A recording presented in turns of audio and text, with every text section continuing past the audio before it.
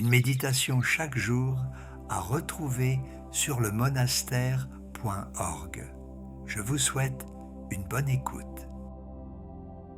Le rythme juste n'est ni la lenteur extrême, ni la vitesse effrénée, mais cette qualité particulière d'action qui épouse naturellement le tempo de ce que nous entreprenons.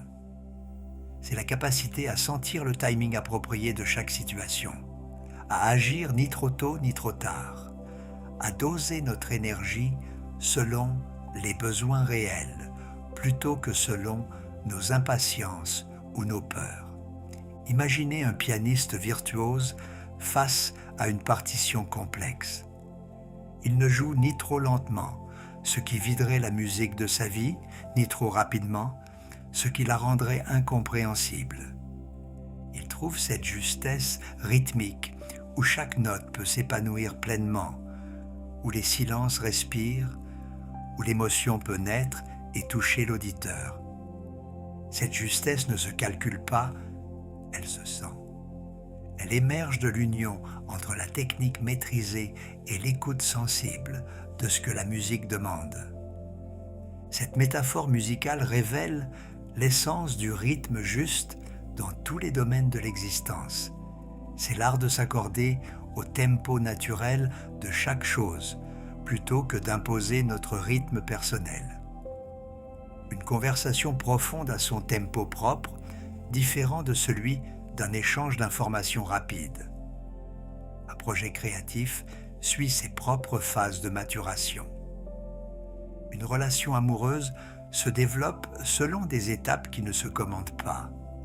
Même notre corps possède ses rythmes internes, respiration, battement du cœur, cycle de sommeil, qui demandent à être respectés plutôt que bousculés.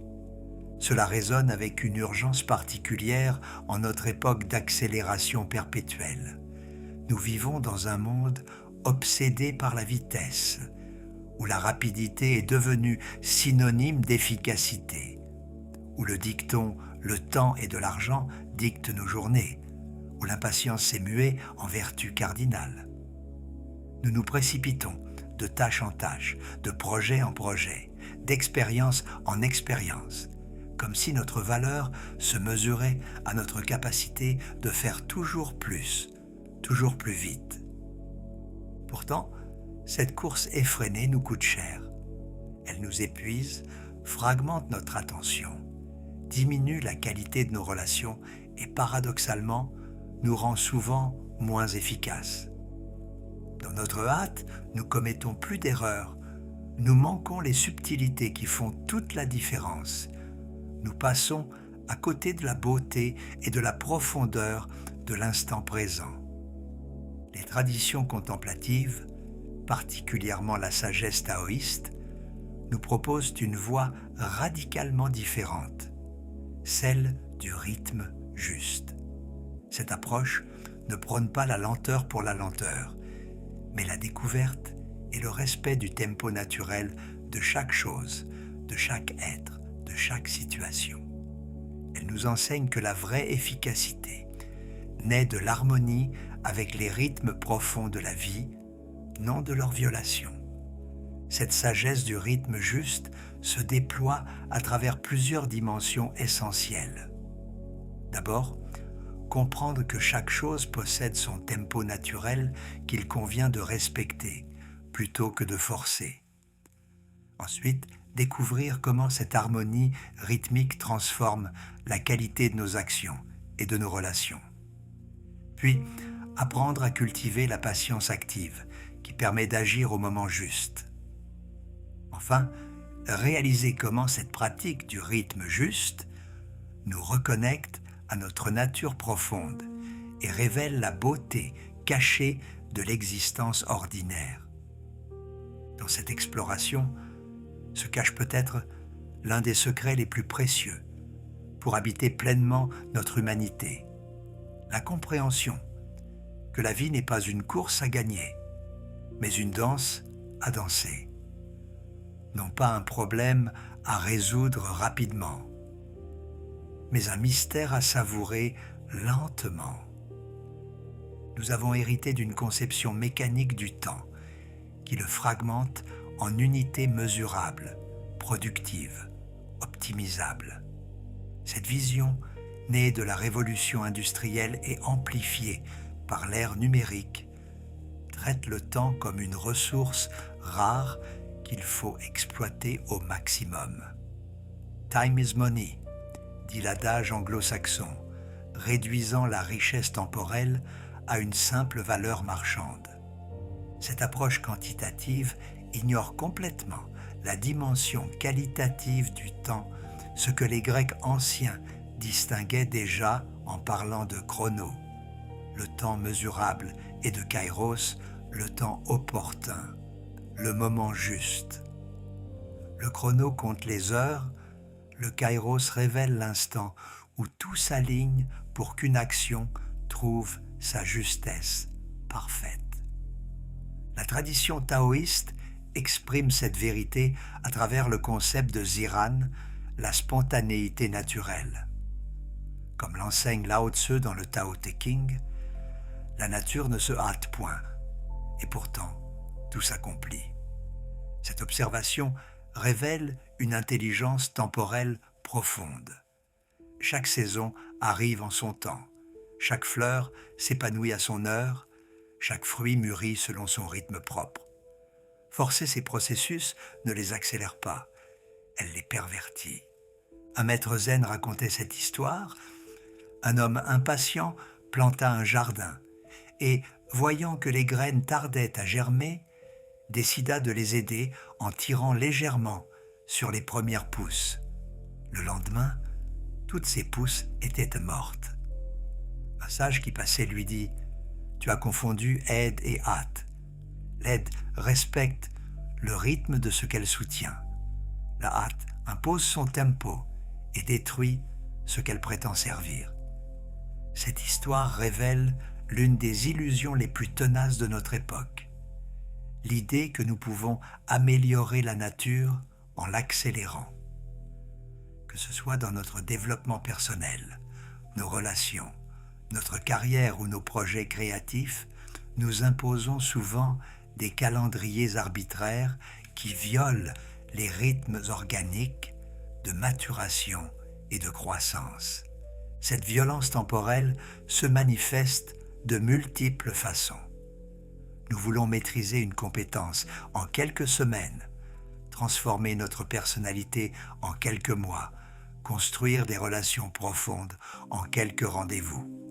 Cette impatience ne naît pas seulement de notre culture de la vitesse, mais d'une angoisse profonde face à l'incertitude et à notre finitude. Nous nous précipitons parce que nous avons peur de manquer de temps, de rater notre vie, de ne pas accomplir assez. Paradoxalement, cette précipitation nous fait manquer la richesse de ce que nous vivons.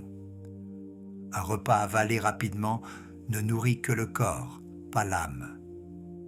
Une conversation précipitée échange des informations, mais ne crée pas de connexion. Un projet bâclé dans l'urgence peut atteindre son objectif, mais rate l'occasion d'être une œuvre d'art. La sagesse taoïste nous propose un antidote à cette agitation temporelle. Le Wu Wei, souvent traduit par non-agir, mais qui signifie plus précisément agir selon le rythme naturel des choses. Cette approche ne prône pas l'inaction, mais l'action accordée, l'intervention qui épouse le mouvement naturel au lieu de s'y opposer. Imaginez un surfeur face à une vague. Il ne peut pas la créer ni l'accélérer, mais il peut sentir son rythme, anticiper son mouvement, s'y accorder parfaitement. Sa prouesse ne réside pas dans la force qu'il déploie contre la vague, mais dans sa capacité à danser avec elle. Cette danse requiert une patience active, une attention fine aux signaux subtils, une confiance dans le processus naturel. Cette métaphore s'applique à tous les domaines de notre existence. En créativité, forcer l'inspiration ne fait que la faire fuir. Les plus grandes œuvres naissent souvent de cette patience créative qui sait attendre que l'idée soit mûre, tout en préparant le terrain pour qu'elle puisse s'épanouir. Beethoven portait certaines de ses symphonies pendant des années avant qu'elles trouvent leur forme définitive. Dans les relations humaines, vouloir précipiter l'intimité, forcer la confiance ou accélérer l'amour produit souvent l'effet inverse. Les liens profonds se tissent dans une temporalité particulière faite de moments partagés, de silences habités, de présences répétées. Il demande ce que les Italiens appellent la lenta, cette lenteur savoureuse qui permet à chaque nuance de se révéler. Cette compréhension du rythme juste transforme radicalement notre rapport à l'efficacité. Au lieu de mesurer notre valeur à la vitesse d'exécution, nous apprenons à l'évaluer à la justesse de nos actions. Une décision prise trop rapidement peut nous faire gagner du temps à court terme, mais nous en coûter beaucoup à long terme. Une parole précipitée peut blesser une relation que des années de patience ont construite. Un sage taoïste enseignait « L'eau qui coule lentement creuse plus profondément que l'eau qui se précipite. » De même, l'action lente et constante transforme plus profondément le monde que l'agitation frénétique. Cette vérité se vérifie dans tous les domaines où nous cherchons un impact durable: éducation, guérison, transformation sociale, développement spirituel. Cette sagesse de la lenteur ne signifie pas paresse ou procrastination. Elle requiert au contraire une vigilance constante, une attention fine aux signaux qui nous indiquent le moment juste pour agir. Cette qualité d'attention transforme l'attente en préparation active, la patience en stratégie raffinée. Le rythme juste révèle sa dimension la plus profonde dans notre capacité à distinguer les différents tempos qui coexistent dans notre existence. Notre corps a ses rythmes, respiration, battement de cœur, cycle de sommeil. Notre esprit a les siens, alternance entre concentration et relâchement, période de créativité et de réflexion. Nos émotions suivent leur propre cycle, enthousiasme et mélancolie, ouverture et retrait. Cela demande une forme de chef d'orchestre intérieur capable d'harmoniser ces différentes temporalités sans en sacrifier aucune. Trop souvent, nous imposons à tous ces rythmes le tempo frénétique de nos obligations externes, créant une cacophonie intérieure qui nous épuise et nous déconnecte de notre nature profonde. Un maître de tai chi expliquait à ses élèves « Votre corps vous enseigne constamment le rythme juste. Votre respiration vous montre l'alternance entre recevoir et donner. Votre cœur vous révèle la pulsation qui maintient la vie. Vos pas vous enseignent l'équilibre dynamique entre stabilité et mouvement. Écoutez ces maîtres intérieurs avant de courir après les urgences extérieures. Cette écoute des rythmes internes révèle une vérité troublante. Beaucoup de notre agitation naît d'une déconnexion de nos signaux naturels. Nous mangeons trop vite pour sentir la satiété. Nous parlons trop rapidement pour entendre notre sagesse intérieure. Nous nous précipitons d'activité en activité sans laisser le temps à l'expérience de s'intégrer. Cette intégration demande ce que les traditions contemplatives appellent la digestion expérientielle. De même que notre corps a besoin de temps pour assimiler la nourriture, notre être a besoin de temps pour assimiler les expériences. Sans ce temps de maturation intérieure, nous accumulons les vécus sans les transformer en sagesse. Cette sagesse de l'assimilation se manifeste particulièrement dans l'apprentissage. Notre époque propose des formations accélérées, des cours intensifs, des méthodes rapides pour acquérir de nouvelles compétences. Mais l'apprentissage véritable suit ses propres lois temporelles. Il demande la répétition patiente, l'erreur acceptée, la maturation lente qui transforme l'information en compréhension, puis en sagesse incarnée. Un maître artisan expliquait: on peut apprendre la technique d'un métier en quelques mois, mais il faut des années pour que les mains développent leur intelligence propre, pour que le geste devienne naturel, pour que l'artisan et son art ne fassent qu'un. Cette fusion ne se commande pas, elle émerge de la pratique patiente et répétée. Cette vérité s'applique à tous les domaines de maîtrise: musical, artistique, spirituel, relationnel. La virtuosité apparente qui éblouit cache souvent des années de pratique invisible, de progression imperceptible, de maturation silencieuse. Cette face cachée de l'excellence révèle que le rythme juste inclut les temps d'apparente stagnation, les plateaux qui préparent les prochains bonds. La cultivation du rythme juste transforme aussi notre rapport aux autres et aux situations. Au lieu d'imposer notre tempo, nous apprenons à sentir le rythme de notre interlocuteur, le tempo d'une situation, le timing d'un projet. Cette sensibilité rythmique devient une forme de sagesse relationnelle qui améliore considérablement nos interactions. Dans une conversation importante, cette sagesse nous enseigne à sentir quand presser et quand laisser de l'espace, quand parler et quand se taire, quand approfondir et quand laisser reposer. Cette intelligence temporelle transforme nos échanges de joutes verbales en danses harmonieuses où chacun peut s'exprimer pleinement. Un thérapeute sage observait: beaucoup de guérisons se jouent dans le rythme. Aller trop vite effraie les parties blessées qui ont besoin de temps pour faire confiance. Aller trop lentement peut maintenir dans la stagnation. Le rythme juste crée un espace où la transformation peut s'opérer naturellement.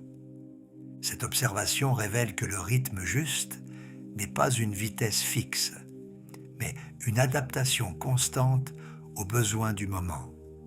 Cette adaptation demande une présence fine, une écoute subtile, une disponibilité à ajuster notre tempo selon ce qui se présente. Cette qualité de présence transforme notre expérience du quotidien. Au lieu de traverser nos journées comme des coureurs pressés, nous pouvons les habiter comme des explorateurs attentifs. Chaque activité révèle alors sa richesse cachée, sa texture particulière, sa contribution à l'harmonie d'ensemble. Préparer un repas devient une méditation sur la transformation, où chaque étape, laver, couper, cuire, assaisonner, révèle sa nécessité dans le processus d'ensemble. Prendre soin d'un jardin nous enseigne la patience des saisons, l'importance de préparer la terre, de semer au bon moment, d'attendre que la nature accomplisse son œuvre. Ces activités apparemment banales deviennent des maîtres de sagesse quand nous les abordons avec le rythme juste. Elles nous enseignent que l'efficacité véritable ne réside pas dans la vitesse, mais dans l'harmonie entre notre action et les lois naturelles de ce que nous touchons. Cette harmonie révèle l'une des dimensions les plus profondes du rythme juste, sa capacité à nous reconnecter à l'ordre cosmique. Quand nous cessons d'imposer nos urgences artificielles pour nous accorder aux rythmes fondamentaux, alternance du jour et de la nuit, cycle des saisons, respiration de la marée, nous retrouvons une forme de paix qui dépasse la simple tranquillité. Cette paix naît de la compréhension que nous participons à quelque chose de plus grand que nos préoccupations immédiates.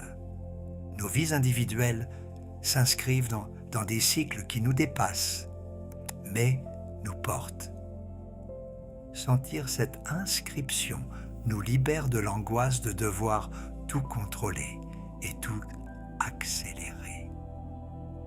Un ermite taoïste qui avait passé des années en montagne témoignait: « Les premières années, je me battais contre l'ennui et la lenteur. Je voulais des révélations spectaculaires, des progrès mesurables. Puis j'ai commencé à écouter le rythme de la montagne, le crescendo et décrescendo du vent, la respiration des arbres, le pouls lent des saisons. En m'accordant à ces rythmes, j'ai découvert une richesse intérieure que l'agitation m'avait toujours cachée. Cette richesse que révèle la lenteur consciente transforme notre compréhension de la productivité. Au lieu de mesurer nos journées par le nombre de tâches accomplies, nous pouvons les évaluer par la qualité de présence que nous avons apportée à chaque moment. Cette présence qualitative enrichit chaque expérience et, paradoxalement, nous rend plus efficaces à long terme. Thich Nhat Hanh, ce maître zen dont la sagesse a touché des millions de cœurs, nous le rappelle avec simplicité. Grâce à la pleine conscience, nous découvrons qu'il y a suffisamment de temps pour tout faire si nous le faisons avec présence. Cette efficacité du rythme juste se manifeste particulièrement dans les domaines créatifs. Les artistes savent que certaines œuvres ne peuvent pas être forcées, qu'elles demandent un temps de gestation qui ne se commande pas. Cette patience créative accepte les périodes d'apparente sécheresse comme nécessaires à la préparation de futures floraisons. Un romancier décrivait son processus. « J'ai appris à faire confiance au temps mort, aux périodes où rien ne semble avancer. Ces pauses permettent aux idées de fermenter en profondeur. Quand l'inspiration revient, elle apporte souvent des connexions que je n'aurais jamais découvertes dans la précipitation. Cette confiance dans les temps de latence révèle une sagesse profonde. Tout processus de création, qu'il soit artistique, personnel ou professionnel, inclut des phases visibles et des phases invisibles. Notre culture obsédée par les résultats immédiats nous fait souvent abandonner pendant les phases invisibles, nous privant des fruits qui seraient venus avec la patience. Le rythme juste nous enseigne également l'art délicat du timing dans nos actions et décisions. Il y a un moment pour semer, et un moment pour récolter, un moment pour parler, et un moment pour se taire, un moment pour pousser, et un moment pour attendre. Cette sensibilité au timing transforme nos interventions en gestes d'artiste. Dans les relations, cette sagesse du timing peut transformer les conflits en opportunités de rapprochement.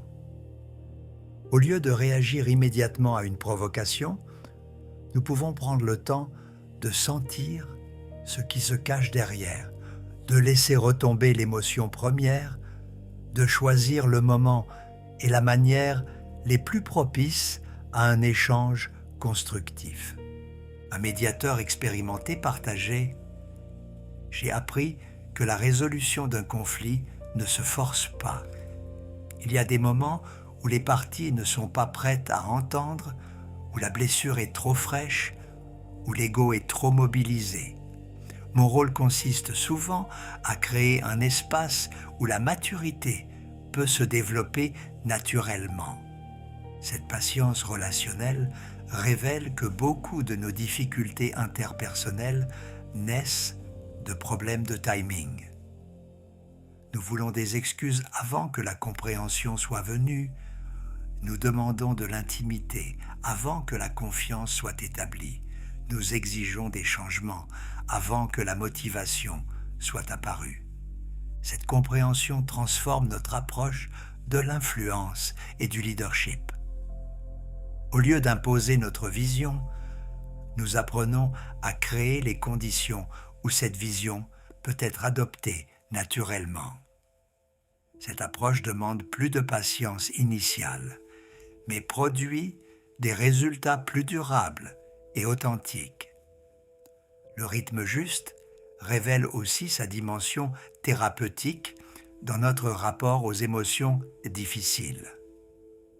Au lieu de chercher à les évacuer rapidement, nous pouvons apprendre à les accueillir avec patience, leur laisser le temps de livrer leur message, de se transformer naturellement.